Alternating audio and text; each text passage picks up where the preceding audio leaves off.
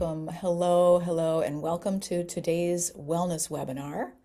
I am so thrilled to introduce our speaker today, Mark Wild. He is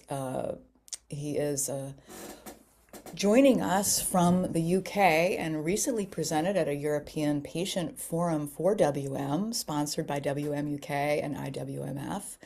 And he is a cancer rehabilitation expert. So I'm just really excited to hear Mark's theories and practices. So both learning and doing, which is something that sets our webinars apart from a lot of other webinars we're going to be doing a little bit. He's got many years of experience working directly with cancer patients to help them create fitness programs to support their well-being before, during, and after treatment. And Mark and I have had a lot of back and forths leading up to this webinar. We've had a lot of great conversations. It's been wonderful to pick his brain, and we've even joked that maybe we should start a podcast because we've enjoyed our conversation so much, and it's really nice to connect with somebody who is doing something similar to what I do as wellness program coordinator and yoga therapist here with the IWMF. Mark is really an incredible person. He really does understand the fluctuations that can arise from being diagnosed with cancer, and specifically a cancer like Waldenstrom's. So, Mark, one of your first clients had a non-Hodgkin's lymphoma. Is that right? Yeah, that's correct, Anne. Yes, yeah, she was actually an American lady who was one of my first ever clients up in London. So yeah, about 20 years ago, and I looked a lot younger then. But yeah, she inspired me. We were training normally, and one day she was very breathless on the cross trainer, I think, and anyway, yes, she was diagnosed with a very rare form of non-Hodgkin lymphoma, and I was very fortunate enough to have sort of supported her and gone through that process with her, and that sort of inspired me to try and help lots of other people, and that led me to set up a local class at a local support centre, which I did voluntarily for 10 years. And that kind of snowballed me into lots of different things. So about, helping lots of other people in a similar position, and doing various projects and things like that. And yeah, very inspiring for me. Well, thank you for sharing that. I know that breathlessness actually was the symptom that led to my father's diagnosis. So that's, something that a lot of this group may have experienced. And I so appreciate you taking that and running with it. And all of your volunteer work you did for many years really informs your approach. So I cannot wait to learn more about this creating change with kindness. I love that. And I just want to remind you, friends, to please stay muted unless we invite you to unmute during the Q&A period. You can type any messages into the chat. If you want me to ask your question for you, I will do that. And just one more little disclaimer before we get rocking and rolling. Our IWMF complementary or integrative practices are to be used in conjunction with standard medical treatment, along with the approval of your doctor. All right. Take it away, Mark. Perfect. Thank you so much, Anne. And firstly, thank you all for your time. It's amazing to see so many faces. Yeah, hopefully you'll find the next hour or so enlightening and hopefully a bit enjoyable as well. Just so you know, I'm going to be taking you through, I put together a relatively short presentation. In all, it will probably take half an hour. And what I'll do is I'll go through the first handful of slides, and then we'll have a little pause and we will get moving. So I've put together a little sequence of body weight exercises for you guys to do. As Anne said, my strap line for my exercise method is to create change with kindness. So that sort of gives you an indication of what we're going to be doing. It's very gentle, just a little bit of a mobility routine. Hopefully it'll boost our mood and our energy levels. That we'll sit back down, and then I'll finish up the presentation. And then as Anne said earlier, you will have half an hour or so of Q&A to pick my brains on anything. Okay, but thank you so much for your time, guys. It's, as I say, very amazing to see so many faces. So I'm going to share the screen. Hopefully this works.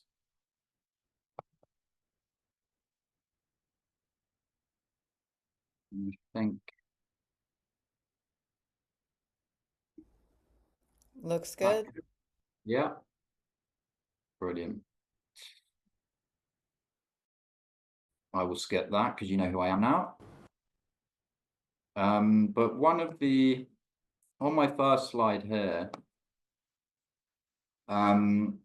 I did a course at the Royal Marsden Hospital in London over 10 years ago now. At the time, it was kind of pioneering, but it enlightened me to one very problematic area that was basically the reason why there was a lack of participation and awareness about the benefits of exercise, and that was the picture of what exercise is in people's head. And generally, most people's perception of exercise is that you have to be getting sweaty and uncomfortable, which simply isn't the case. So my first point for the presentation is to try and get you guys to embrace this new perception of exercise. And as you'll see at the top there, I've crossed out the old adage of no pain, no gain. And I've replaced it with my strap line, which is to create change with kindness, which gives you a better requirement of what's required from exercise. There's loads of different forms of exercise, which we'll go on to. But for me, the general perception needs to change so that we can help to increase participation rates before, during, and after any diagnosis. So if there is one thing that you can remember and take from today, is try to redefine that relationship and pass it on to other people that you may know, because it's important for other people as well. And just remember that exercise doesn't need to be rigorous to be rewarding. Okay, so try and embrace that new perception of creating change with kindness. So we'll go on now to the second subheading. The reason why exercise is essential for everybody. And for me, in a nutshell, it's about improving our quality of life. Okay, so that gives you a summary of really what everybody is using exercise for in one way or another. Whatever your aim or your objective is from exercise, the underlying goal is to improve your quality of life in some way. And that's why it's so important for us. And one thing that exercise does is it has very empowering effects. Okay, so it makes us feel good. It makes us feel better about ourselves. So I'll go on here. So the foundations of exercise really just boost our mood, our metabolism, and our mobility. And these foundations are really important just generally for our quality of life, to improve our general well-being.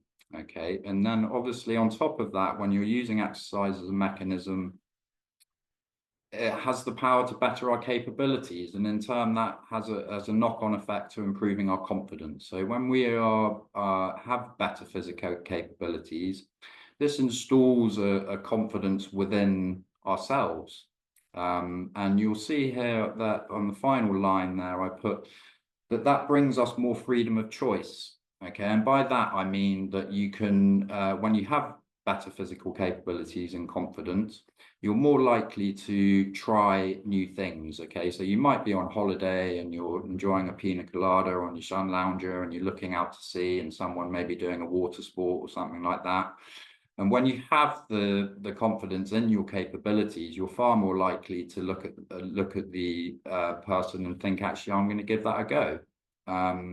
So in summary, the empowering effects, it gives us the improvement in the physical capabilities and the confidence to be able to open ourselves up, to be able to do more things in our spare time. The second thing here, and probably the most important thing that for today's workshop, is the fact that exercise is amazing as a rehabilitation tool. Okay, I've been very fortunate enough to have witnessed all the benefits for so many people, and it helps to heal. So I'm going to go on now to my next slide. how it possesses powerful properties that help to soften the side effects of treatment. Okay, so I'm going to start with how exercise softens the physical side effects. So I've chosen just a handful of probably the most prevalent ones, which I'm sure a lot of you will have felt. So I'll start at the top and we'll just work around clockwise. But the first one's fatigue, and this is, before I talk, it's an acknowledgement that there's a very big difference between fatigue and lethargy and tiredness, okay? So, but when you are feeling slightly tired and lethargic, probably the last thing you think about doing is any form of movement or exercise, but actually it's probably the best thing for you, okay? So when you're doing a slight movement, stimulates our central nervous system, it increases our blood flow and oxygenation, and this helps to make us more energy. Okay, so just one point is that when you are slightly tired and lethargic, often the last thing you think about doing is moving, but it is actually sometimes the best thing for you. Moving on to weakness and breathlessness. So exercise helps to improve the strength of all of our muscles. So we have 3 different types of muscle in our body. We have our skeletal muscles, which sit on top of the surface of our body. These facilitate movement. Then you have your smooth muscles and your blood vessels that help pump blood. And then the last one is your cardiac muscle, which is your heart. When you exercise and stimulate these muscle groups, they become more efficient. So when they become more efficient, you basically enabled you to be able to do things at a more comfortable state, okay, because they become stronger. So with the exercise in general, there's lots of different forms that we'll go on to, as I say, but generally speaking, with the improvements in strength, you're far less likely to feel any feelings of weakness and breathlessness. We'll move down onto the weight loss. Probably should have put weight management on this one, but generally with the exercise will help to reverse any muscle loss. This is known as muscle atrophy. Okay, by stimulating your muscles and maintaining your muscle mass within your body composition. And it also helps to maintain a healthy weight generally. So 90% of our calories are burned through our muscles. So the more muscle composition you have in your body, the better it is for your metabolism. So when you have more muscle mass, you're basically sat down and your body's working hard for you. So both sides of the scale in terms of like weight management, it will help to reverse the effects of muscle loss, and it also help to maintain a healthy weight in general, which is really essential when you're going through treatment particularly. Down the bottom there, we've got repeat infection. So exercise will help to increase our natural killer cells and strengthen our immune system. This is generally through an increase in your white blood cells, your T cells.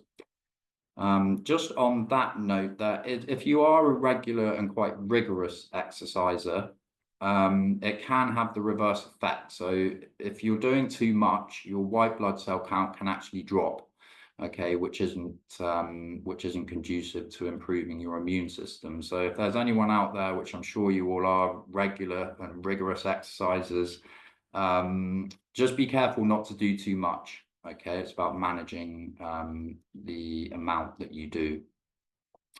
We'll move over and onto the next one, the swollen glands. So exercise, this is actually, I'll talk through these different forms of exercise with you later on. But resistance-based exercise, which is anything that you may do with sort of dumbbells or resistance bands, is extremely effective at encouraging lymphatic drainage. And this is due to the pumping action that it produces. Okay, so it's very, very good for lowering and softening lymphedema. And then the final one is numbness and tingling. So exercise improves our neurological pathways. All muscular contractions are started from the mind, from the brain. These are called motor neurons, and these are fired to our sensory neurons throughout our body. So when we exercise, these pathways become more efficient. They're stimulated and they become more efficient. So it helps in lowering any numbness and tingling that you may have in your extremities, and also in helping to fight against peripheral neuropathy as well. Okay. So those are just a handful of how exercise helps to soften the side effects physically. And I have a saying that exercise is a mechanism for our mind. And it certainly is. It's extremely effective for our mental and our emotional health. So this slide, we go on to how exercise helps to soften the psychological side effects. Okay, so the first one at the top there is depression. So exercise will improve your mood. I'm sure a lot of you have heard of endorphins. These are stimulated through exercise by our pituitary gland. Also other hormones, dopamine and serotonin as well. So you're going to get an improved mood. Hopefully I'll prove that to you when we go through my little movement sequence. And it also helps to install a more positive frame of mind. So by that, I mean, when we exercise and we do activity, it produces levels of self-attainment. And when we produce these levels of self-attainment, we feel better about ourselves, okay? So it's a very effective way when you know that you're doing something that's good for yourself, to help to increase those levels of self-attainment, which just helps you generally to be in a more positive frame of mind. Let's move over to anxiety. So it lowers stress hormones. This is particularly adrenaline and cortisol. That are associated with anxiousness. So exercise gives us an avenue, which I'll go on to in the next one, but it's a form of release. And when you're feeling anxious, I call anxiety for me is when we're in a high state of alert.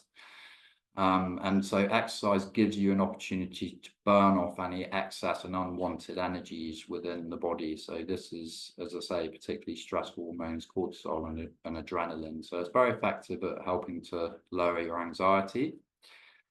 Moving down there, I put just a handful of negative emotions. And for me, exercise is just sort of touched on just now. It's an amazing avenue to help release. There are also points in our body, particularly our hips, that link to our emotional health.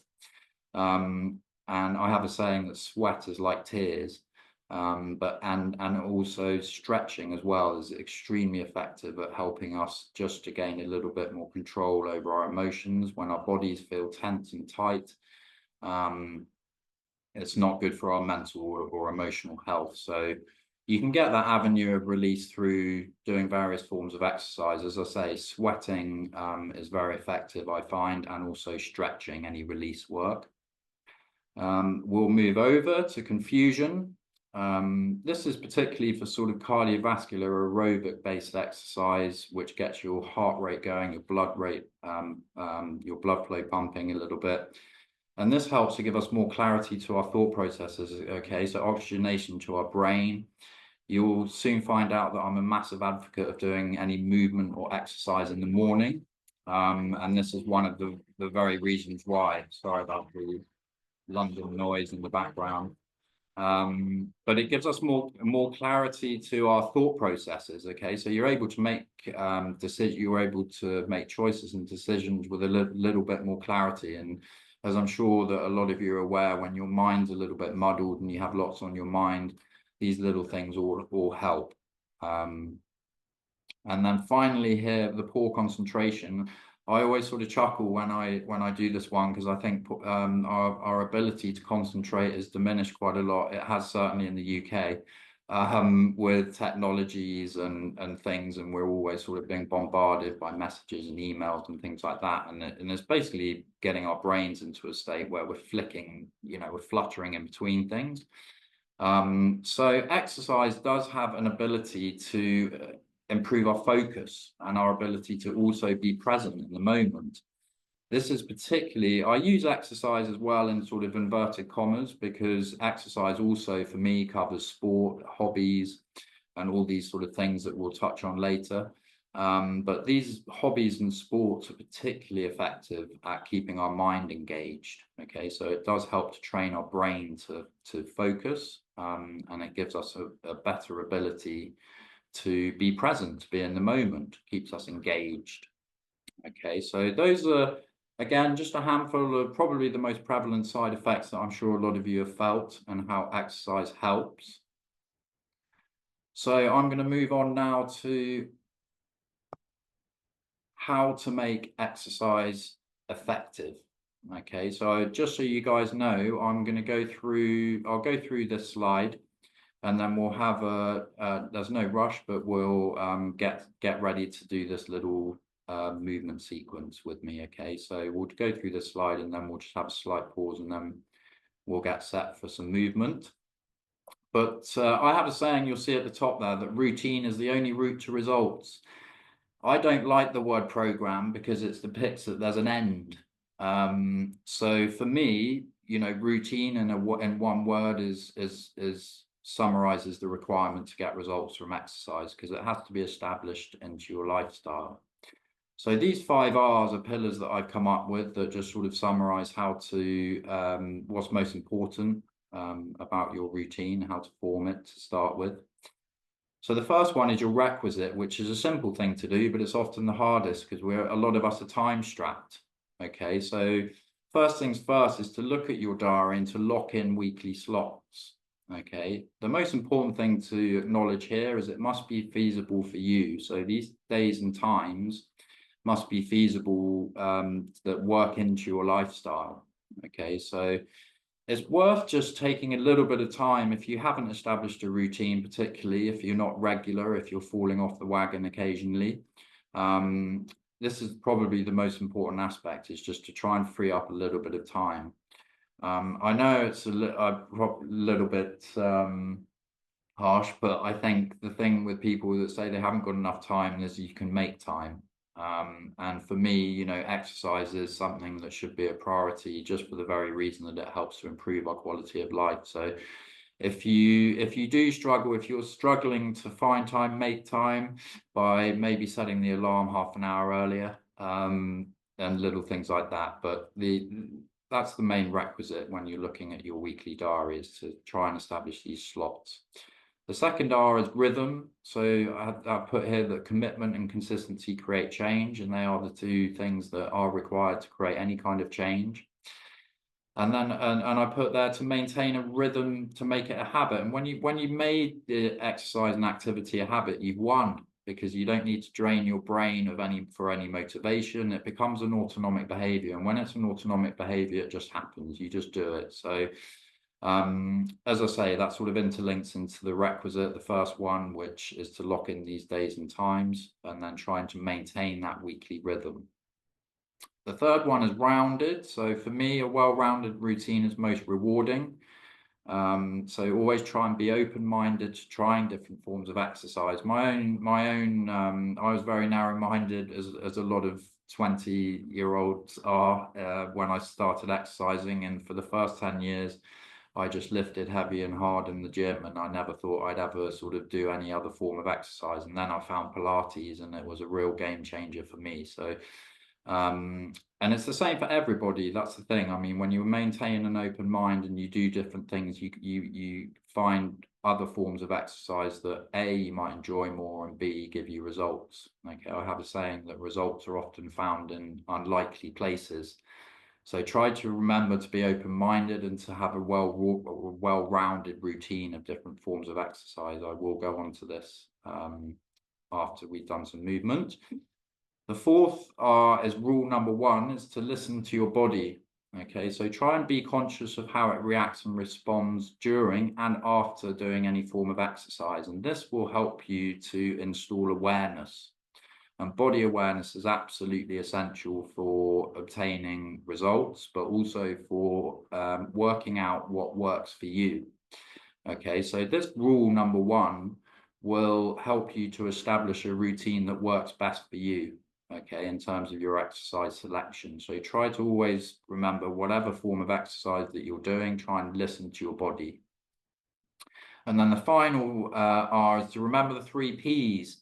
Okay, to remain positive, patient, and persevere. You'll see here I've got quite a few little sayings, but the progress comes in patches. Okay, and it's true. So just going through these 3 Ps, the positive side is to always acknowledge what has changed, what not hasn't. So for exercise, you might find that your sort of goal, you're looking to achieve results that's specific for you, and you may not have achieved them, so you get a bit downhearted. But then there's always a positive to be unearthed from doing any form of exercise. The fact that you just sort of feel better within yourself or whatever. So always try to remain positive and think about what has changed and what not hasn't. Okay. Patience is absolutely key. I think, yes, in today's society, we want things done yesterday, not tomorrow. And it's exactly the same with exercise. You know, people look for results very quickly, and some people, it happens, but this is the amazing thing about humans, is everybody is different. So what works for one doesn't work always for everybody else. So try to install patience, because as the saying says, progress comes in patches, and it's often where people find that they haven't got results, they get downhearted and they stop when progress is literally just around the corner. So try and always remain patient and just stick at it, persevere. As I say, it's with a routine. It sometimes is a bit of a trial and error process to find the right one for you, in terms of when you're going to be doing it and also what you're going to be doing. Okay, so try and always remember your 3 Ps: to remain positive, patient, and persevere. So guys, I will now stop the screen share and set myself up to do this little sequence of 8 body weight exercises. Just so you know, this is, yes, my exercise method that I've created over the last 10 years, and it integrates Pilates into sort of more generic based body weight exercises. You don't need anything. It might be worthwhile just having a glass of or a bottle of water nearby. There are a couple of exercises which require which are balance orientated. So it might be worth just pulling a chair nearby, or being close to a wall, just so that you have a prop that you could potentially just use as a bit of support. Okay. But as I say, I will run through this sequence of 8 bodyweight exercises with you. So just follow me along. I'll talk you through all the movements, and as I say, we'll just go at a nice comfortable pace. We'll get your bodies moving, and hopefully it'll boost your mood and your energy levels. So take a couple of minutes, guys. I'll, as I say, I will stop the screen share and just set myself up so that I'm in view for everyone.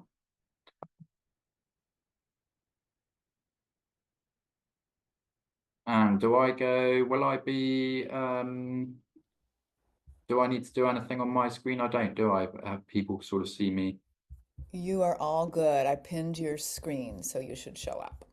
Okay, perfect. Okay, guys, so yes, just take a couple of, maybe a minute, and then we'll start. So I'm just going to shift my chair out the way and get myself set up.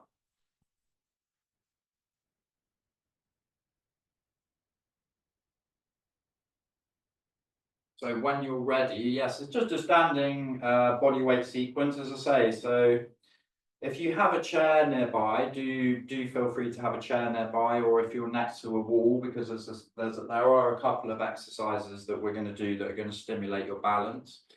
On the subject of balance, I have a saying that balance builds the best body. So it's a really important foundation to have, which is why I sort of integrate it into these sequences. Okay, but hopefully you guys can see me okay. Yes. Well done. And hopefully, yes, hopefully I'll prove to you that exercise can boost your mood and your energy levels. So we'll just do a handful, just follow me along. I'll talk you through all the movements. Okay, so your first exercise, some of these exercises do have 2 different compartments to them. So just take your time, we'll master these movements as we go. So your first exercise, if you have your feet to shoulder width, just make sure your knees and toes are aligned and your hands are just to the side of your hips. Okay, try and stay nice and relaxed. So your first part of the move is a simple squat. So swing your arms forward, bend your knees, and try and bring your weight to your heels here. Good. And then stand nice and tall. And then you're going to take a side bend reach. So arch your arm out to the side, bend your spine, and lift out the hip, and then smoothly into center. And then you switch across for another side bend on the opposite side. So reach out the hip, arch the spine, come into center, and then we're going to repeat. So swing forward, squat down, the weight's in the heels.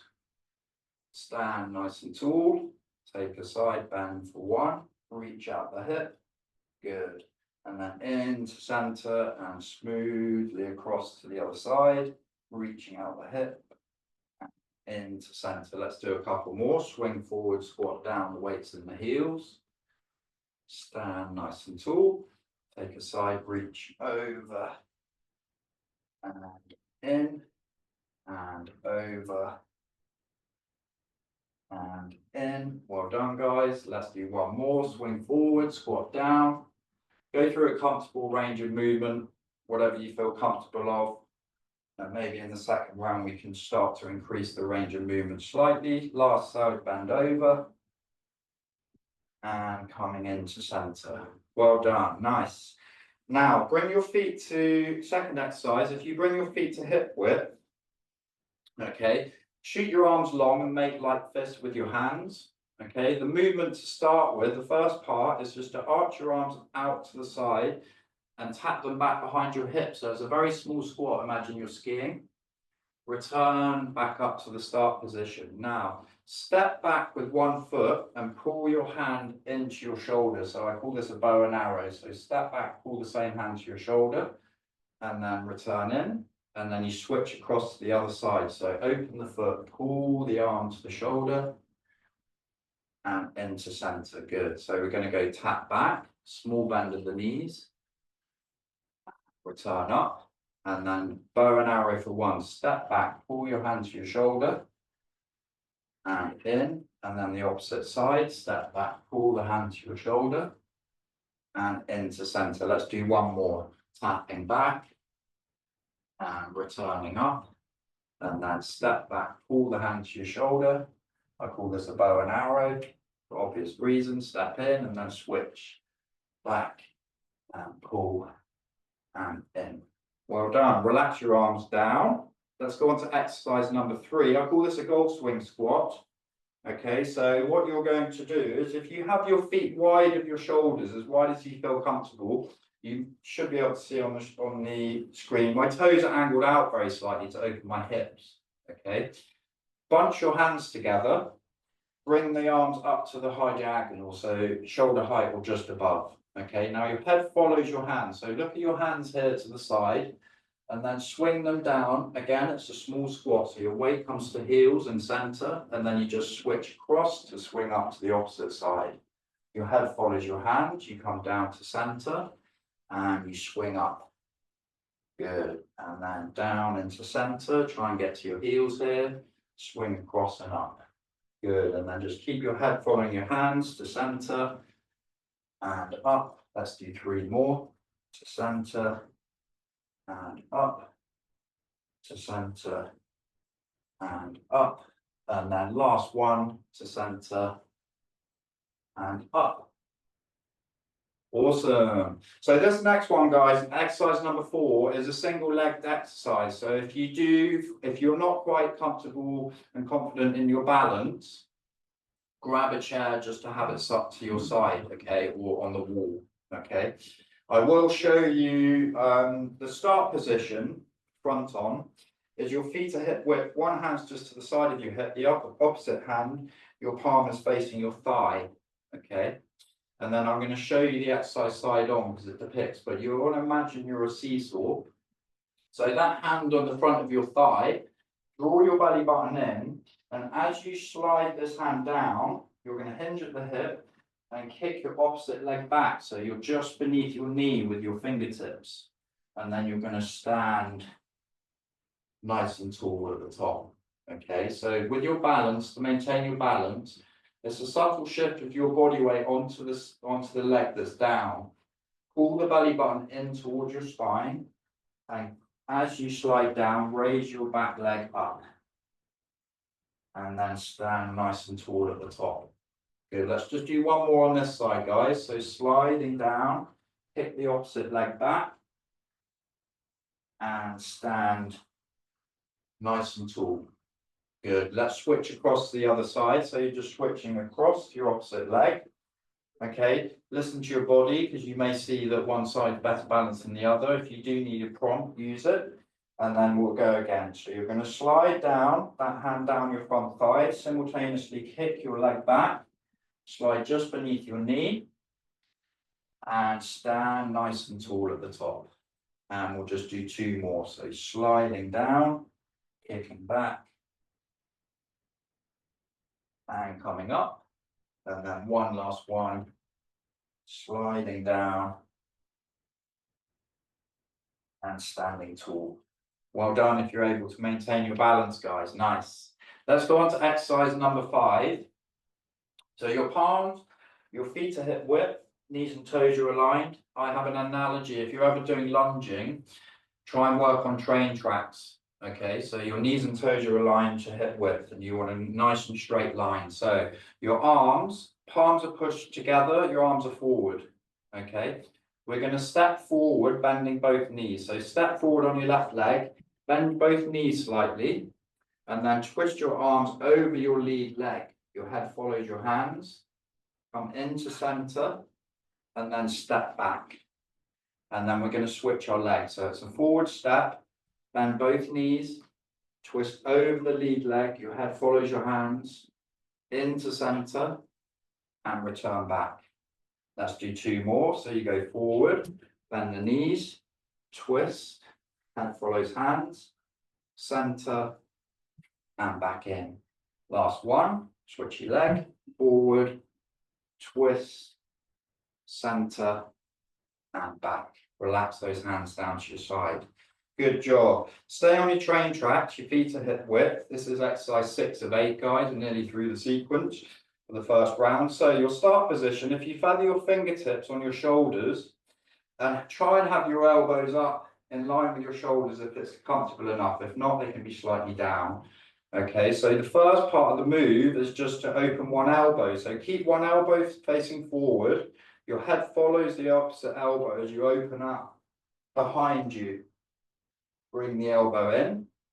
Switch across to the other elbow. Open the elbow, your head follows. Bring the elbow in. Now relax your body, imagine you're skiing. Push your hips back, swing the hands back behind your hips. And return back up to your start position, your fingertips on your shoulders. Good, let's open one elbow, keep one forward, open your one elbow back, and bring it in. Open the other elbow, and bring it in. Relax, swing back, small bend at the knees, and return back up. Let's do one more here. So you open one elbow, keep one forward, bring the elbow in. Switch across to the opposite elbow, bring it in, and then relax, swing the arms back behind your hips, and return. Good, relax your hands down to the side, guys, exercise 7. So on this one, you want to imagine 3 and 9 o'clock on a clock face, okay? So we're stepping out to the side. So your movement pattern is this. You're going to step out to the side. You're going to try and get your body weight onto your lead leg that you step with. And your opposite hand touches across to your shin and you just swing the opposite arm up to the ceiling. Your head goes up. And then you come into center and you switch across. So out to the side, your opposite hand swings across to tap your shin. You turn the opposite arm up. You come into center and you switch across again. So side step. Tap across, turn up, come into center, and out to the side, tap down, turn up, and in. Perfect. And then we'll go on to the last exercise of the sequence, guys. This is another one balance orientated, so be close to a wall or a chair if you need to. So your feet are going to be hip width again. Just have your arms out to the side there, relax. These help to stabilize you a little bit. The movement pattern is simple. We're just going to lift one foot. I'm going to show you just slide on. So my knee lifts up and I've got about a 45-degree bend at the knee. Okay, so try and find your balance on one leg. Now, all we're going to do on this exercise is just kick your foot forward to extend your legs. Squeeze your front thighs and then bring the foot back in. Try and maintain your balance. Kick forward, squeeze the front thigh and bring the foot back in. And 2 more on this side, kick, squeeze, and return. Last one, kick, Squeeze the front thigh muscles and in. Good. Now place that foot down. We'll switch across to the other one.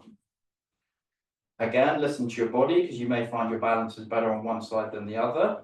So with your balance as well, it's a subtle, very subtle shift of your body weight onto your stabilizing leg. So lift the opposite foot, okay? And then we're going to kick forward to extend the leg, squeeze the front thigh, and then bring the foot back in. And again, kick, squeeze, bring the foot in.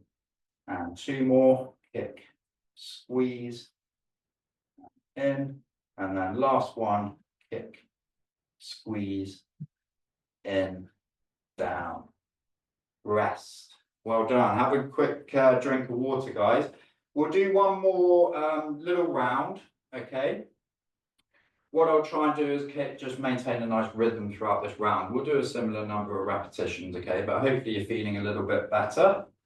So let's go on to when you're ready. If you do need an extra rest, do feel free. But let's go on to the start of the sequence. Okay, so for this one, your shoulder width for your feet, knees and toes are aligned, your hands to the side of the hips. Let's do 5 of these. Squat, swing forward, your weight's in the heels. Calm, tall, take a side, reach over, lift out the hip, into center, smoothly across, reach, and center. Swing forward, squat down, stand tall, side bend reach. Very good. You're a very mobile, flexible bunch. That's good. And into center, we look like a team of synchronized swimmers here. And up tall, reach for 1, and reach for 2. And one more here, swing forward, squat down, try and get the weight to the heels, stand tall, side bend, really reach, try and increase your range of movement. Now you're a little bit warmer, and reach, and in to center. Well done. Let's go on to exercise 2. Feet to hip width, this is your bow and arrow one. So your fists forward, arms along. First part of the movement, tap back behind your hips, it's a small squat. Return up, open the foot, bring your body weight back and pull your hand to your shoulder.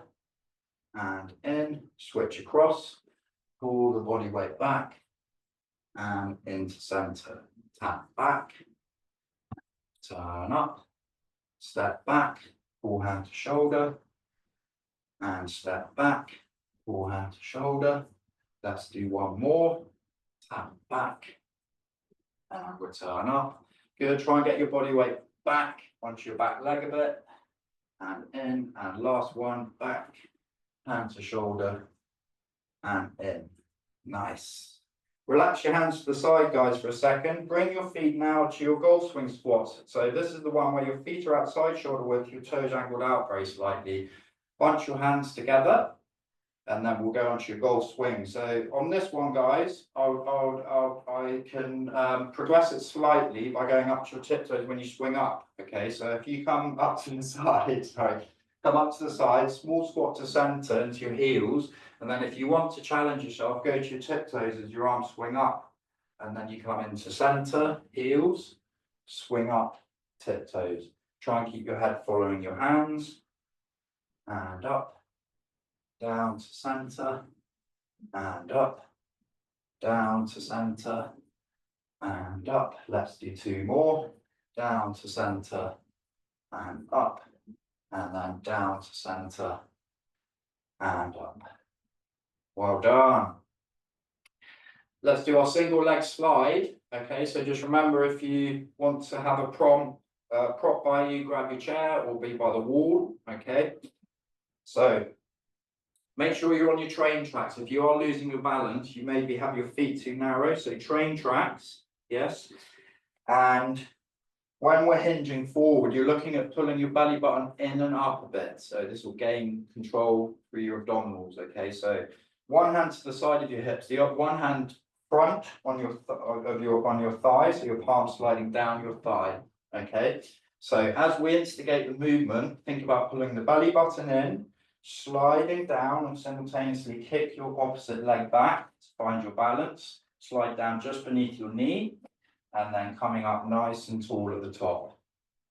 Good, let's do 2 more on this side. Sliding down, pull the belly button in. And coming all the way back up. And 1 more. Sliding down, belly button pulls in, coming back. And standing nice and tall at the top. Good, let's switch your leg. So opposite hand to the front. And again, same principle, pull the belly button in. So we'll go sliding forward, kicking back, just beneath the knee. And stand nice and tall at the top. And 2 more, sliding down, kicking back, and coming up. And then your final one, sliding down, and coming up. Nice and tall at the top. Well done, guys. Nice. Yes, on that one, you may find you're better balanced on one leg than the other. It's a good example of listening to your body to try and establish which side's better. But usually, actually, your balance is worse on your stronger side because the smaller muscles don't work as well. So if you're right-sided, you might find that your balance is slightly off on your right side. Okay, just so you know. Let's go on to exercise 5. 4 more to do. Feet train tracks. Push your palms together, your arms are forward, and then we're going to do a forward step. So step forward, bend both knees, and then twist over your lead leg. Your head follows your hands, coming into center and going back. Switch the leg, forward step, bend the knees, twist, center, and back. Let's try 4 more here. Forward step, bend, twist, head follows hands, center, and back, and 3 more, forward, bend, twist, center, and back, and 2 more, forward, twist, center, and back, final 1, forward, twist, center, and back we go. Relax the hands to the side, guys. Well done. Last 3 to do, doing great. Let's keep you on your train tracks. Bring your fingertips feathered onto your shoulders and your elbows up. Okay, so try and keep one, that's a very good one for your posture. Try and keep your one elbow pointing forward as you turn the opposite one back as far as you can. Your head follows. Bring the elbow in, switch across, open the elbow, bring it in. Now relax, imagine you're pushing yourself down a skiing slope, swing the arms back, and return back up. Good, let's open one elbow again. Bring it in, open another one. Bring it in, relax, swing back, and return. Final one of these, elbow open for 1. And bring it in, elbow open for 2. And bring it in, swing back, relax, and return. Well done. Relax the hands to the side, guys. The last 2, just imagine the 3 and the 9 on the clock face again. So we're doing our sideways step where we tap down and turn up. So take 1 foot out to the side, step out, bend the knee, tap down, turn up, and then into center. Switch across, okay? So out to the side, tap across, turn up, and bring in. And again, just 2 more. Sideways, tap down, turn up, bring it in. And then 1 more out to the side, tap down, turn up, and bring it in. Nice. Final one, let's do our balancing act again. Okay, so as I say, when you're lifting a single leg, you can't really see these on screen, but it's a very subtle shift of your body weight, your body position. Okay, so your body position is a very subtle shift across to the leg that's down. Okay, and again with this one, try and pull your belly button in. Arms are out to the side. This is another stabilizing technique. Okay, so lift that 1 foot off the floor, about a 45-degree bend of the knee. So kick from your foot to extend your leg, squeeze your front thigh muscles, and then bring it back in. And again, Oh, I need the wall there. Kick, squeeze, and in. 2 more. Kick, squeeze, and in. And final one. Kick, squeeze, and in. Good. Place that foot down. Shift across to the other one. Remember your subtle shift of your body position across, so it's more aligned over your leg that's down. Lift the foot. 45-degree bend roughly at the knee. Kick, squeeze the front thigh muscles, and in. Let's do 3 more. Kick, squeeze, and in. And last 2. Kick, squeeze, in. And your final one. Kick, squeeze, in, and down. Amazing, guys. Well done, everyone. Nice. Let's just take your time, settle down. We'll go through. I'll share the screen with you again in a second. Have some water, have a rest. But hopefully you feel in a better mood and you've got better energy.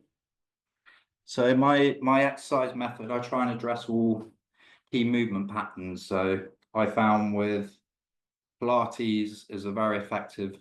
The feel-good factors that for me, the best ones come from movement-based exercise. Okay, so when you're bending your spine and you're moving a little bit more, this helps to increase your energy levels. Okay, but hopefully you enjoyed it. Yay, good. Well done, everyone. Let me share this screen again. Take you through how to form yourself. 2 seconds.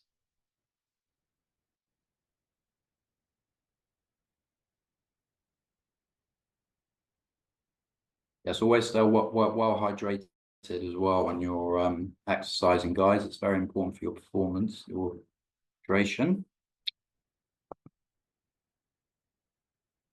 And then I'll go on to this next slide. So I'm going to talk now about how to form a rewarding routine. Okay. I put phase 1 here. So one area of confusion for people is the usage of the word physical activity and exercise, and that there is a difference between the two, and they carry different benefits. But for me,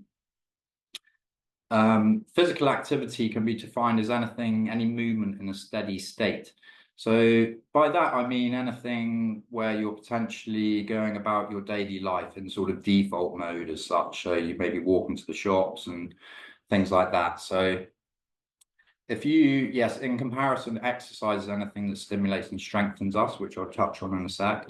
But basically, the physical activity is an amazing foundation. So if you really hate exercise, you can still gain a lot of benefits just from leading a physically active lifestyle.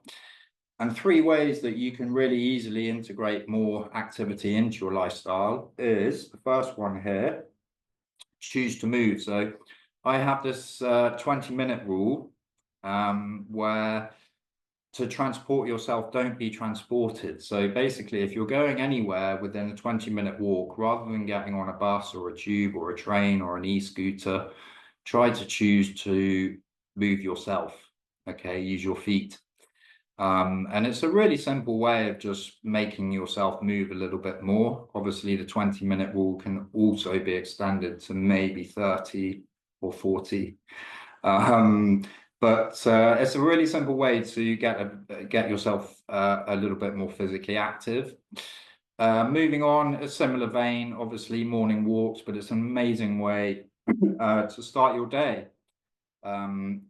As I said earlier, touched on earlier, it's a very good way to sort of improve your clarity of thought, your self-attainment levels, getting things done in the morning.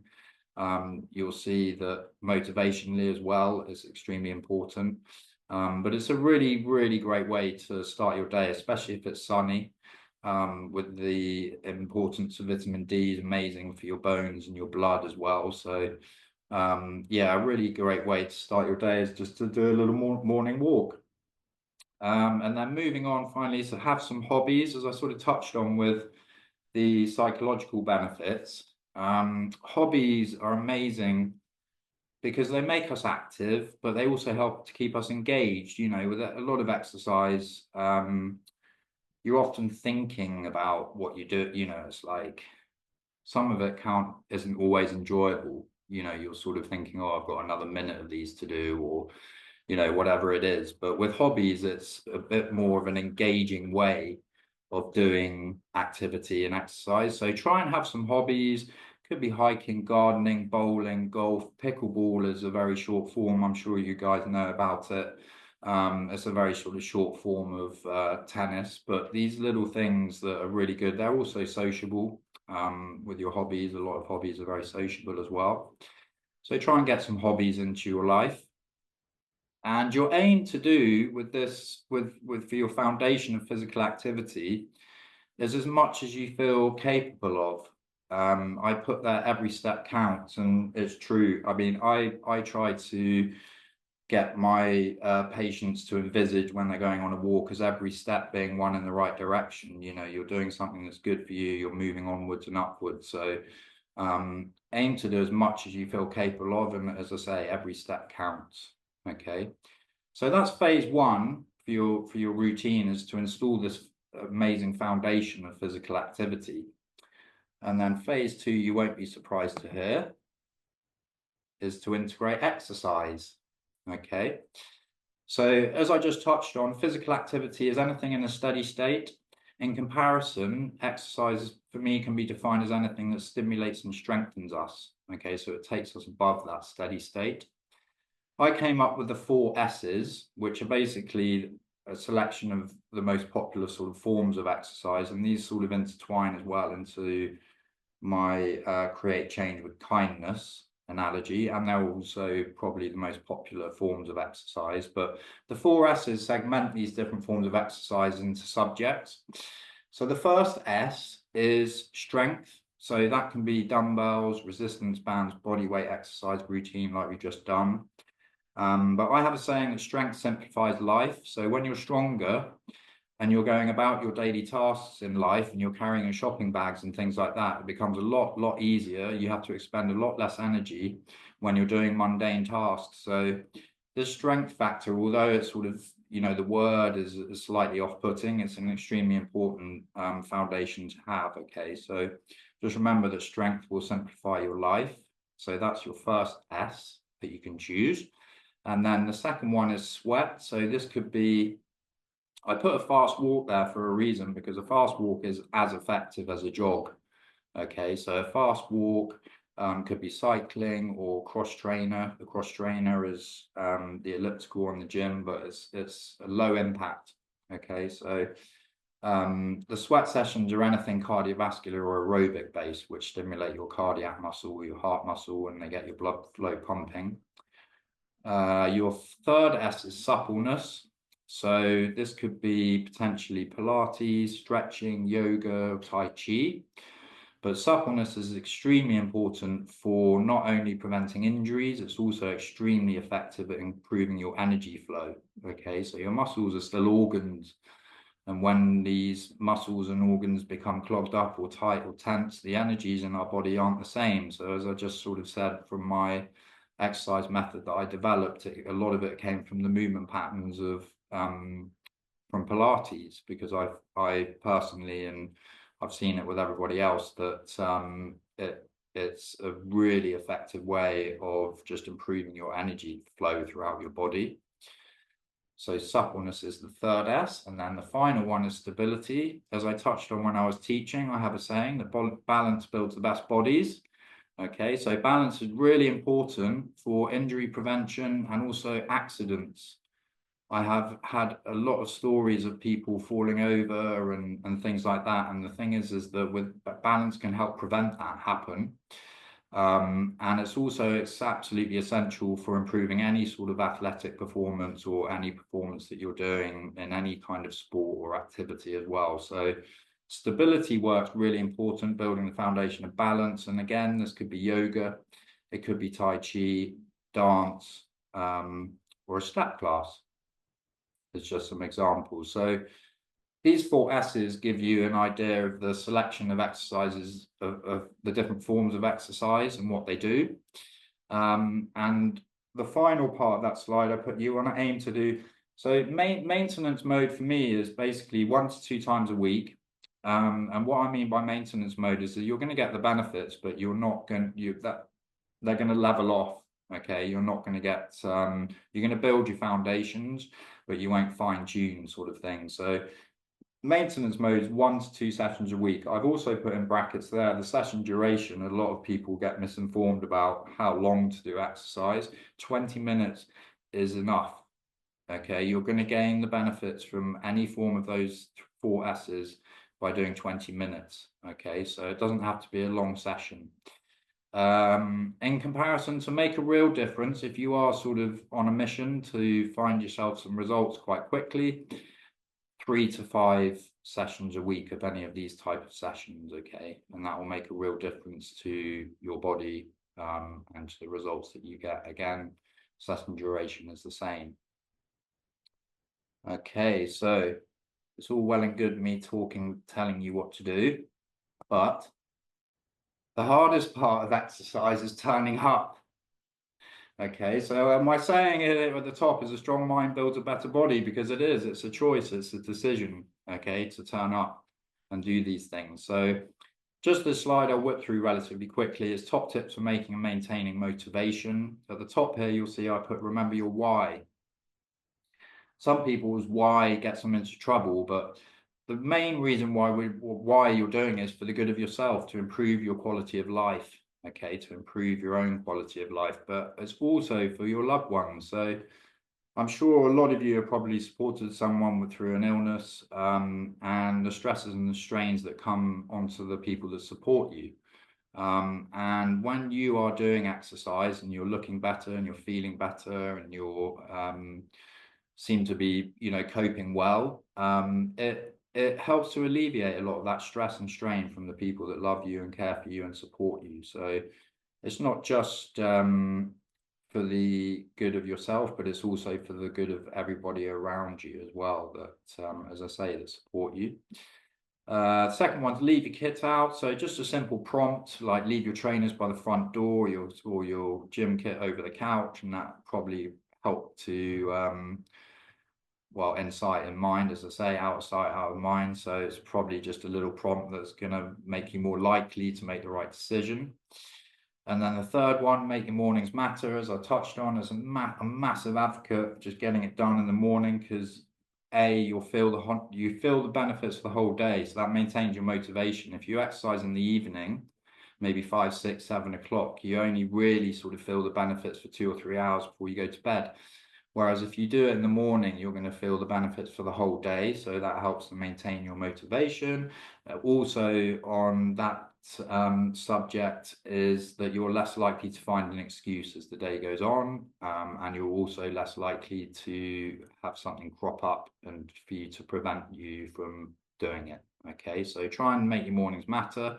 Partner up, social aspect, it makes exercise much more engaging and enjoyable. You can sort of kill 2 birds with 1 stone, add a social element and catch up with your family or friends or whoever it is. Anne and I had this discussion about how powerful music is. So if you're flying solo, turn on your tunes, because music is a magical, motivating. It's also great for your mood. The next one down, find the right environment. So be where you're most comfortable.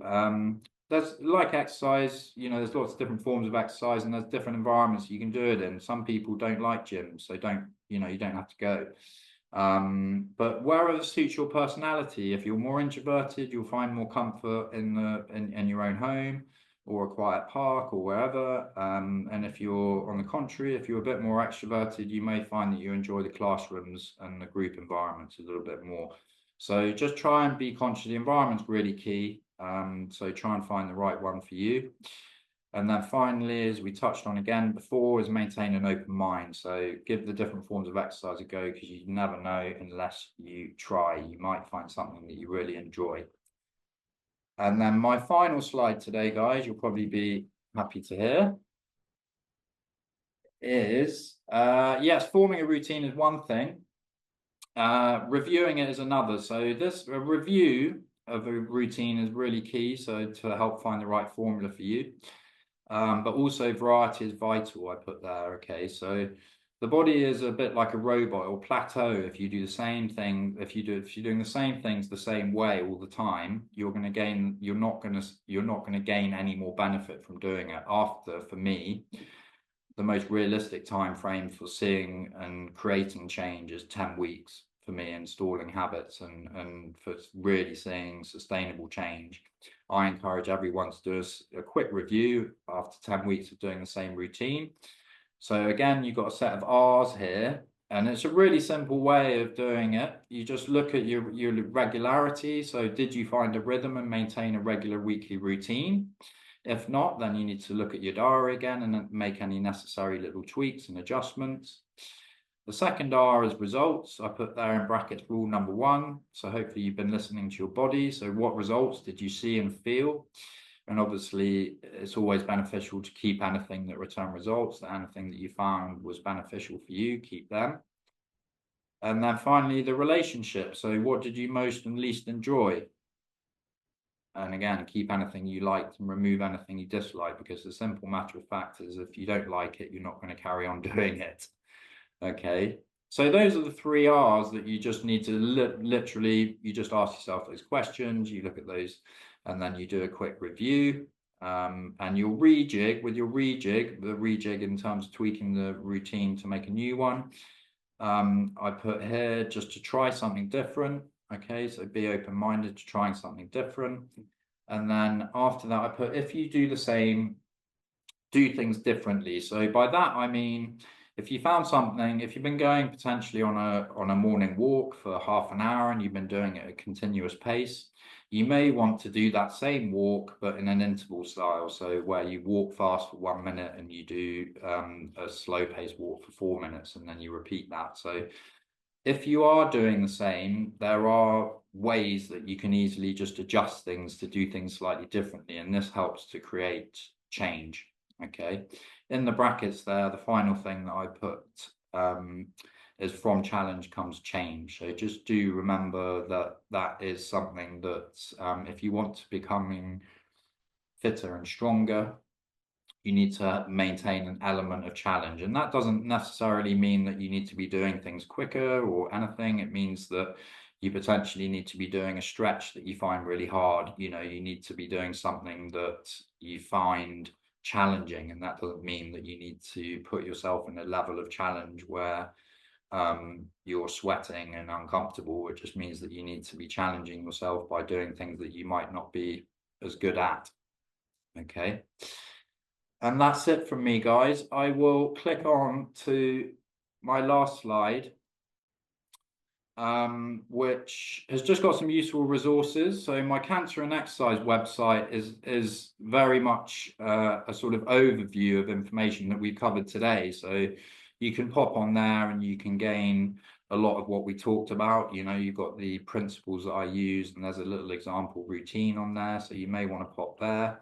My Mark World Health website is just a little bit about me and what I offer. And then my final one is the Health Woodpecker, is an app that I've developed. Is literally, I haven't had a chance to promote or do anything. It's on the App Store, you can download it. And that is all about forming a weekly routine.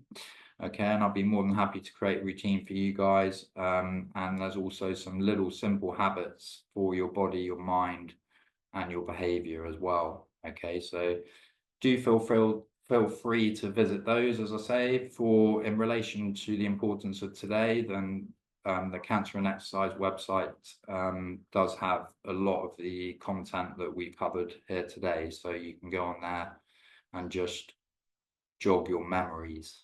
Okay, but thank you so much for your time, guys. And I will stop the screen share. And I guess Anne will probably pop back on, and then, yeah, you can pick my brains.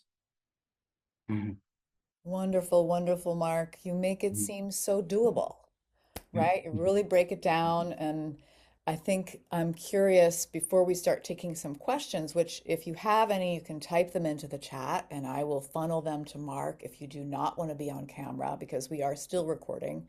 but you'll also have the option to ask your questions directly. And I think there probably are quite a few questions for this. My first question is, how do you maintain routine and regularity with the fluctuations of your health? You know, there might be one week you're getting an infusion or you're getting IVIG, and you know you've got these medical appointments and you're just your energy level is lower, or you know, how are you kind to yourself through that? What any tips would you have for us as we kind of manage that particular issue? Yeah, no, for sure. I mean, I think this is the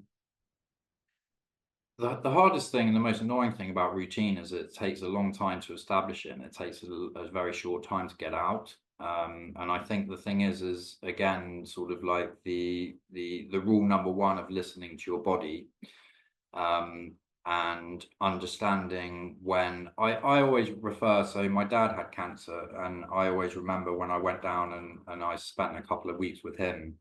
There were days when he felt good and he would be like, "Oh, let's go off for a, let's go for a walk." And it was quite a hilly walk. And I said, are you, and he was like, "Yeah, no, let's carry on." And then he was wiped out for 4 or 5 days, and he couldn't do anything. And so I always say to people, like, you should do, if you're ever at a point where you're feeling the effects of the side effects, it's always good to give your body time. Do something very small. Something very, very short and small.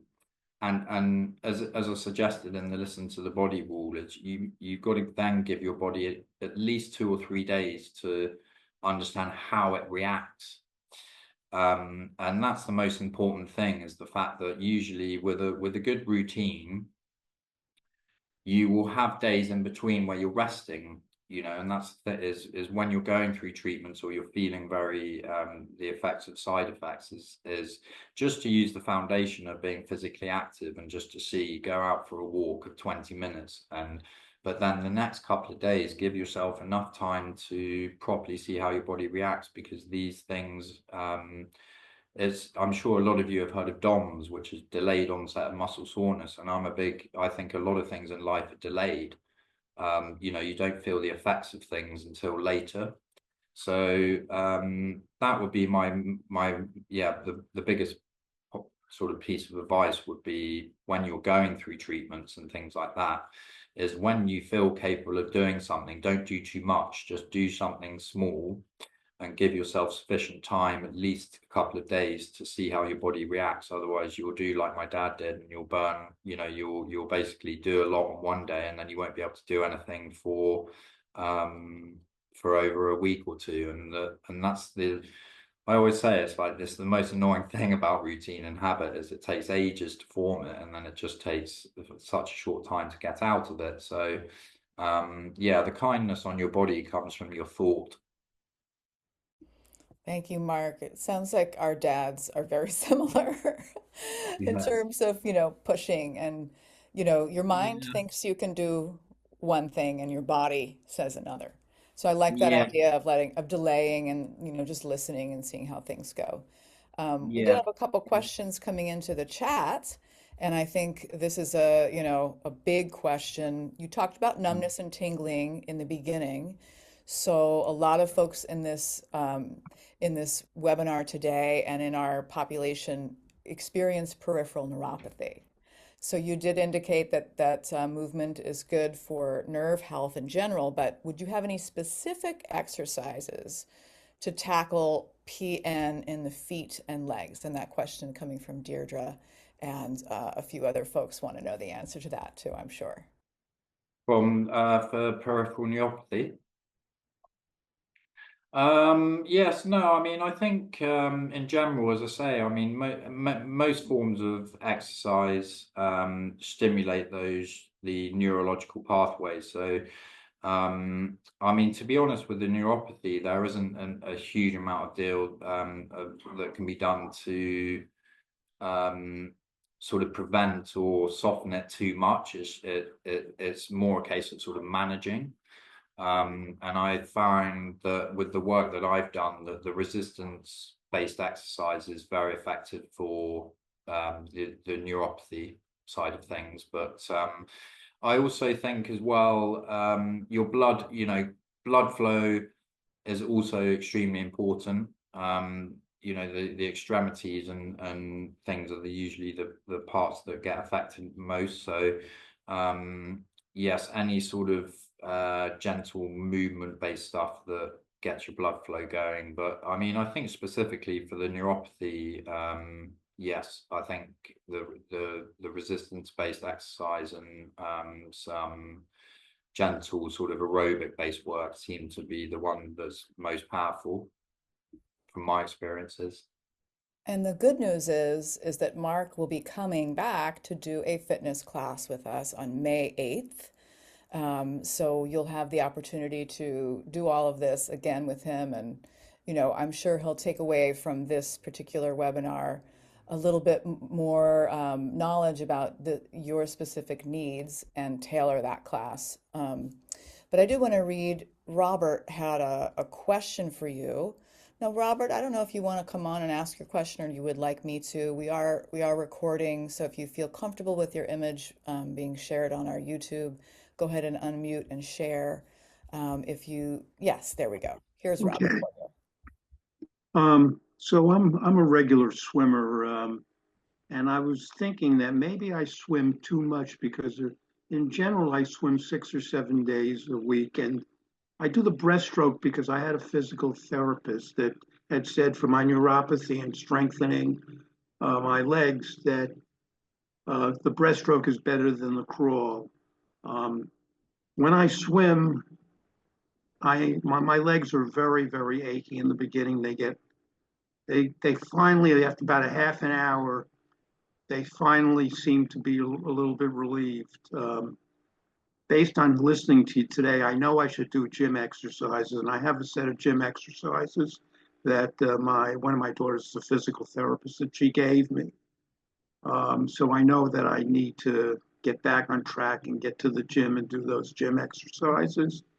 Um, so my question was, would I be better, based on listening to you today, I almost think I'd be better off cutting back on the number of days I swim. And there's one other point I wanted to make for the whole group. There's a program in the States called Live Strong. I think most people are familiar with it. And after the Live Strong program, which I've taken at the Y.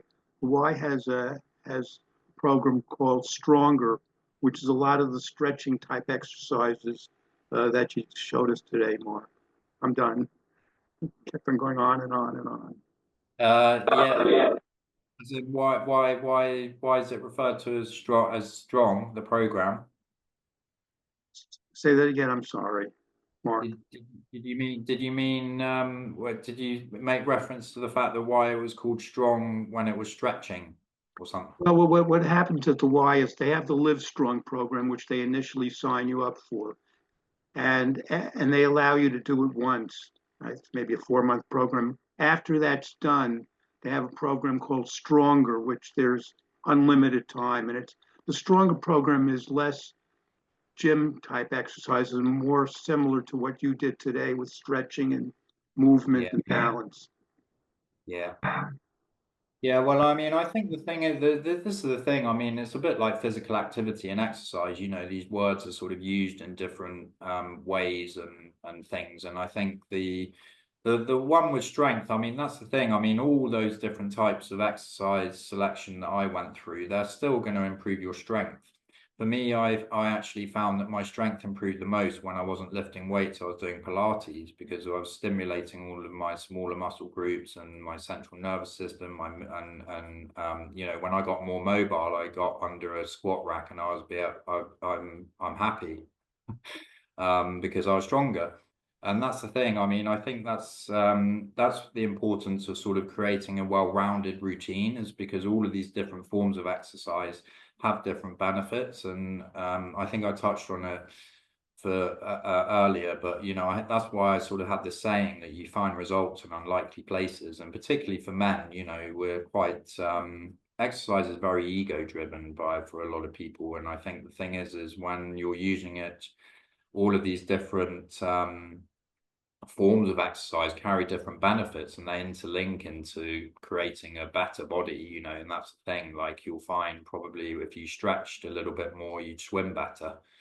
And you know, this is the sort of the perception of all of these different forms of exercises comes into you know, it sort of creates a slight problem because it prevents a lot of people from doing it. They think, well, why am I, you know, if I want to get stronger, I don't need to stretch, I need to be sort of lifting weights. But that's the thing. I mean, you know, your stretching is absolutely vital for improving the strength of your muscles.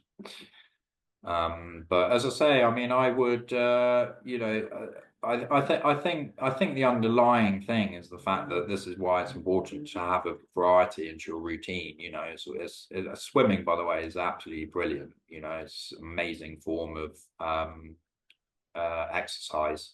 You know, it's kind on your body. It gives you a little bit of resistance. The other thing with swimming pools, guys, is if you can use them in the, you know, obviously the shallow end, but you can just walking in swimming pools, you know, up and down doing length swim, just walking is really great as well. But breaststroke's excellent as well, and very good for your mobility and posture. Thank you, Mark. You rounded things out, and it's funny you say about stretching, which I never do. I'm just a little impatient about doing it. There are a couple of people at the pool that stretch before they swim, and I kind of look up at them and say, kind of think, why are you doing this? Why don't you just go swim? Now I know they're doing the right thing. Well, to be honest, you're kind of right. I mean, stretching should be done mainly in the aftermath of Oh, exercise. Yeah. oh, afterwards. Oh, okay, that made a mistake. Yes. Yeah. So in the aftermath of stretching, I mean, it depends on what exercise you're doing, but when you're stretching before, you're extending your muscles beyond points of motion that basically could be, you know, if you're going on to do a run or whatever, you may have increased your range of movement and your muscle groups too. Because when you're running and doing certain forms of exercise, you still need spring. You need your muscles to be connected in a way where it's safe. You know, when you're stretching, you're increasing the range of movement and things like that. It's most powerful. Stretching at any time is amazing. I mean, you sort of touched on it there. I say to people, like, don't, you know, forget meditation. Just sit still and stretch. Is an amazing thing for your body and your mind. So yeah, I mean, stretching at any time is beneficial, but it's most beneficial in the after and post exercise. Thanks for sharing your expertise and your answers. Definitely been super help and puts things in perspective. And there are people at my pool that also walk in the water. And I kind of, until you mentioned how good that is, I kind of didn't think they were really doing much because swimming is Yeah, well, energetic. yeah, sorry to interrupt, but yeah, I mean the thing with the walking as well is when you're in bare feet, you'll see. I don't know if you guys saw, but I do my exercise in bare feet because it's very good for your proprioception, which is your muscular contraction, basically where it starts your muscular contraction is in your proprioception. So the benefit of doing walking and going back to the neuropathy is the fact that actually you're stimulating your extremities a little bit more. Like a lot of people don't have flexibility in their feet, so. But when you're walking barefoot on the bottom of a pool, it's good to sort of, you know, roll through. I was telling Anne, I've been learning dance, and the thing that I love about dance is the fact that I didn't realize I had fingertips, elbows, and toes before. But it stimulates, you know, it's all of the. I say to people, like, look, your body is a very complex unit, but it's also very simple. It's a small unit, but it's also very large, and that's the thing. Is like everybody to look after your whole body it takes a lot. You know, there are areas where we all neglect, and often actually our extremities, you know, not many people stretch their everyone. A lot of people I'm working with now have problems in their with their elbows and shoulders because they're on their mouse all the time. But you know, not many people sort of do these sort of stretching for you and take your fingers and your toes through these sort of various movements. And I think that's the thing, like when you're doing the more movement based exercise, which is a bit more delicate, like yoga and Pilates, Tai Chi. These things are addressed, whereas when you're doing sort of basic strength work and stuff like that, you don't necessarily get these things stimulated. It's more sort of what's known as compound, so you're like large muscle groups and stuff like that. But yes, I mean, actually, in answer to the neuropathy thing, it's walking in a swimming pool, but focusing on sort of rolling through your feet and getting your toes flexed and things is a very good thing. Thanks again. Thanks so much. Thank you Problem. for that question, Robert. And I see that Anne Moffat has unmuted, and I always appreciate a question from Anne. Thank you. I don't really have a question, but I just wanted to reinforce something that Mark said. First, thank you very much, Mark, for this program. I thought it was well-rounded, covered everything, and thanks very much for doing this. And second, I just wanted to reinforce what you were saying about strengthening and stretching.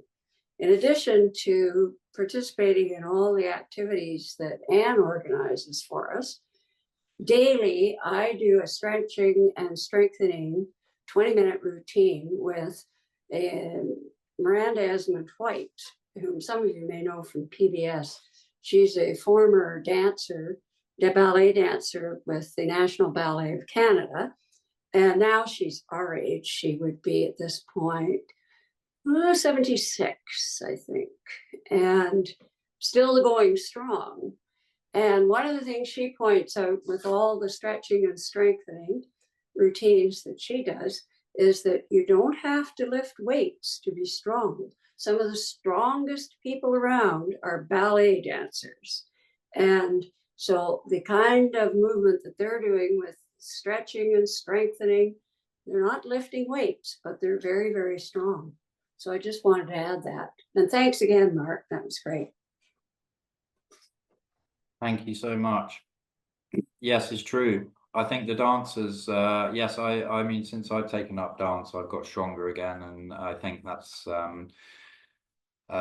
yes, it's funny. It's a funny one. Again, it goes sort of like back to perceptions, but yes, I mean, the trends at the moment for the younger generation is strength training, and and that's all they do. And I think the problems are going to be in 10, 20 years, we're going to have postural pandemics and all sorts of problems with people, because I've always said, like, the thing with exercise is that the release side of exercise is as important as what it gives you. It's because, as I sort of touched on, for the benefits of your mind, when your body feels comfortable is the most important thing. When you feel comfortable with your body, like you don't have any niggles or injuries and things like that. And I think that's probably the thing that people sort of overlook the most is and the fact that exercise is always put into this sort of bracket of the fact that it's sort of like, it's about how you look, it's about changing your body and and how you look and gaining the strength and things like that. But yes, these it's a good example. The dancers are amazingly strong people, and they wouldn't be lifting any weights. But I think for everybody, it's always also a case that every single body is different, and there's lots of generic recommendations and things like that, but that doesn't necessarily mean that it's still going to work for you, and that's why I say, if you're doing the same things, try and do them slightly differently. So you'll figure things out as you sort of a bit of a trial and error thing. And as I say, I mean, if you're able to sort of implement that rule of listening to your body and giving enough time, if you are going through a patch where you're feeling the side effects quite vigorously, then you just need to be able to understand that you need to give your body enough 2-3 days sufficient rest to see how it reacts. Thank you. Now, I want to be mindful of your time, Mark. So I think we'll confine it to one more question. And I do also want to offer you a challenge, Mark. We have a dance therapy class on April 8th. Will you come? I'll definitely come, but I definitely won't be teaching just yet. Oh yeah, well, this we have a wonderful dance therapist, movement therapist, who's going to be Uh, sharing her, and you can request a song that you like to dance to, and it will not be recorded. We will not be recording this. Anyway, I'll put it into the follow-up email for anybody who's interested. And Mark, of course, we would love to have you there. I did have one more question from Connie in Chapel Hill. How long should it take to get over an injury with physical exercise? And I don't know if you want to explain more about that, Connie, because that seems kind of like a general question, or maybe Mark wanted to refine that. Hi, Connie. Hi, excuse me. Yes, I did sort of injure my lower back in November, and I've been going to physical therapy, and they finally said, I could be done. Excuse me, but I can't seem to get back to normal. And so I am going to go see a back person, but I couldn't get in till May. So I'm Right. sort of in between, and I keep doing the same exercises over and over, but it's kind of like, isn't there more I should try to do, or something's not helping. Yes, I Hmm. think you're probably best to, I mean, someone, maybe a chiropractor or someone like that. But I mean, the thing with the lower back and a lot of injuries is actually the area where you feel the pain isn't where the problem emanates. So, for instance, a lot of lower back pain is because people have could have had a previous injury or very tight hamstring muscles in the back of your thighs. And because of where they attach, they pull on your lower back. So I think the thing with the lower back and the hip area is quite complex. And I have this problem with a lot. I mean, I sort of say like in life, you have to be lucky if you get a good teacher. If you get a good teacher, they can change your life. It's a bit the same with a doctor. It's the same with a practitioner. And I find that over here, we're under such strain with illness and injuries that a lot of the time it's a little bit of a problem with the people getting the right care, getting the proper diagnosis, a proper reason as to what the injury is. And without that, obviously, it's a longer course back to recovery. But I think generally, I mean, it depends obviously on what type of injury it is. I mean, I think that's again, that area there is in your lower back and the hips and things. It's often the lower back and hips are very, very important to stretch.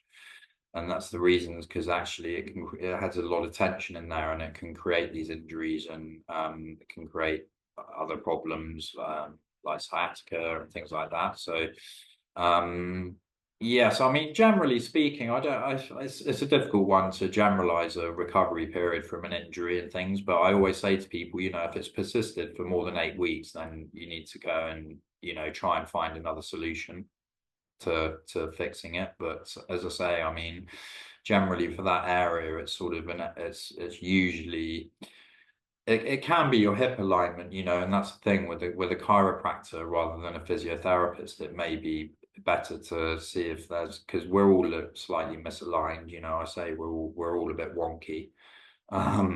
So it's sometimes just getting a little bit of a shift in the alignment that can fix it, but generally it's sort of strengthening and stretching work on the right areas, obviously. But as I say, I think from what I've gathered from you, it'll probably be a case of either trying to get a second opinion or because if a problem does persist for sort of 8 weeks, it's a couple of months is enough for the body to have adjusted and for to have witnessed some sort of improvement. So I'd suggest that you probably get a second opinion. I think it's always important as well. Like a lot of the time, unless you've got a good practitioner or someone, it's a bit like the same with a personal trainer. I say is sort of people are often plonked with a personal trainer, but there's lots of other different personal trainers and physios and practitioners and things, and they all have different ways of doing things, and it's often quite a good thing to be able to do is just to get another opinion. So don't be sort of fearful of finding someone else. Thank you so much, Mark. Thank If you. you all have any other questions, you can feel free to email me and I'll pass them to Mark, or you can see his email address is his name right now, mark@markwildhealth.co.uk. I will be sending out a follow-up email that contains the recording of this, that contains information about Mark's resources that he listed, as well as hopefully his slides, if he feels generous enough to allow me to present those to you in a PDF form. And then you'll also be able to see all the other options that we have during the upcoming months for the wellness program here. If you want to get together with others and have that be part of your routine. Mark, I really appreciate your time. This was such a wonderful webinar. I cannot wait to work with you and to continue working with you. Thank you so much, guys. Yeah, and I just again thank you all for your time. I hope you've picked up some things and found it useful and enjoyed yourselves. And yeah, thank you so much.